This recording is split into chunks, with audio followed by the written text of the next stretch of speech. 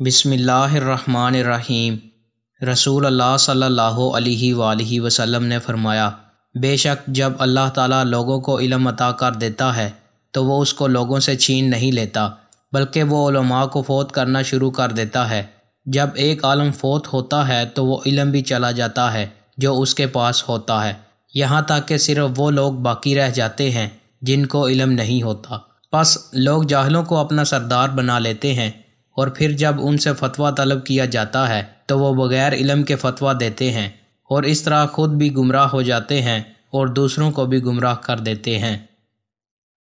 سیدنا عبداللہ بن عمر رضی اللہ تعالی عنہ سے مروی ہے کہ رسول اللہ صلی اللہ علیہ وآلہ وسلم نے فرمایا، بے شک جو شخص مجھ پر جھوٹ بولتا ہے اس کے لیے آگ میں ایک گھر تیار کیا جاتا ہے۔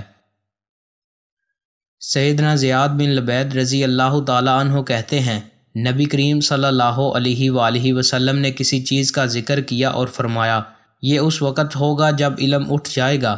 ہم نے کہا، اے اللہ کے رسول، علم کیسے ختم ہو جائے گا جبکہ ہم قرآن مجید پڑھتے ہیں اور اپنے بچوں کو اس کی تعلیم دیتے ہیں، اور پھر ہمارے بیٹے اپنے بچوں کو اس کی تعلیم دیں گے، اور قیامت کے دن تک یہ سلسلہ جاری رہے گا۔ آپ صلی اللہ علیہ وآلہ وسلم نے فرمایا، ابن ام لبید، تجھے تیری ماں گم پائے۔ میرا خیال تو یہ تھا کہ مدینہ میں سب سے بڑا سمجھدار اور فقیہ آدمی تو ہے۔ کیا یہ یہودی اور عیسائی تورات اور انجیل کو نہیں پڑھتے؟ لیکن صورتحال یہ ہے کہ یہ لوگ ان میں سے کسی چیز سے مستفید نہیں ہو رہے۔